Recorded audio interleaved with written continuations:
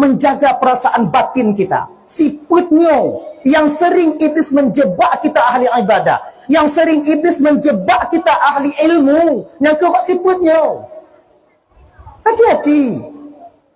Hana yang lebih, tanya kakak, hana yang lebih. Oh, kepegang oleh Allah Ta'ala tunggu, orang yang semayang, orang yang abid, orang yang lebih daripada orang, yang Allah yang kanon tanya. Lebih. Apabila lebihnya tanya kamu mulai merasa lebih, hanya bahaya. Bahaya. Karena apa kon? Ketika kita mulai merasa lebih, maka otomatis orang lain kita anggap hina, lebih hina daripada kita. Ina itu biar tiput. Nah ya, kata wa Pak Sod, kata wa Pak Sod. Konyan boleh bahas malamnya. Konyan boleh bahas. Ini boleh anak yang boleh. Jadikan di ketika umur put belum 10 orang dalam kandungan mak tanya.